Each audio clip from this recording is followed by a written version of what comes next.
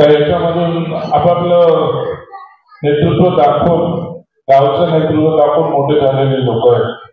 खरं पाहिलं तर या ठिकाणी आज सर्वांची भाषण ऐकत असताना दिलीप पाटील बोलले की एक प्लॅटफॉर्म आपल्या आवडीचा असायला पाहिजे. कारण काय होतं की गावची लोक आपण एकत्र येतोय, पण येत असताना मग आपल्या गावच्या लोकांना पॉलिटिकल लोक वाटून घेतात. मग तो कोण बीजेपीचा असतो, कोण काँग्रेसचा असतो, कोण राष्ट्रवादीचा असतो, कोण शिवसेनेचा असतो, आणि त्या धर्तीवरती मग वेगवेगळे प्लॅटफॉर्म सहवाडीचे तयार होतात.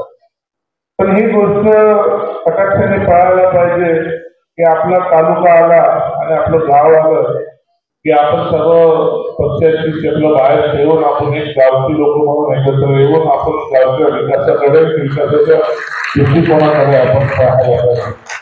जोपर्यंत आपण पाहत नाही तोपर्यंत मला वाटत नाही की काय विकास होईल.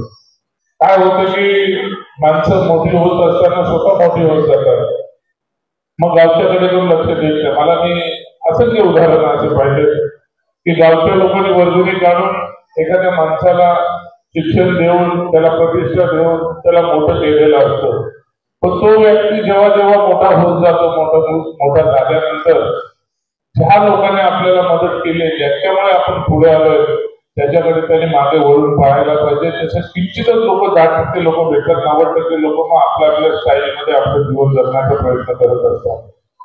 नाही, ह्या सर्व गोष्टी होत असतात. आणि आजचा त्या ठिकाणी बघितलं की आपण शाहूवाडीच्या विकासाच्या माध्यमातून या ठिकाणी पाहिलं की वधूवर मेळावा, शैक्षणिक दृष्टिकोनाचा दृष्टिकोन, सांस्कृतिक दृष्टिकोन, परत आपल्याला क्रीडा दृष्टिकोन, या सर्व आरोग्याच्या दृष्टिकोनातून सर्वांना मदत व्हायला पाहिजे. याच्याकडे आपण तुम्ही कटाक्षाने तो एक मनस्पष्ट बोलतात तशा पद्धतीने तुम्ही तो हातामध्ये घेतलेला आहे, तो फार चांगला आहे.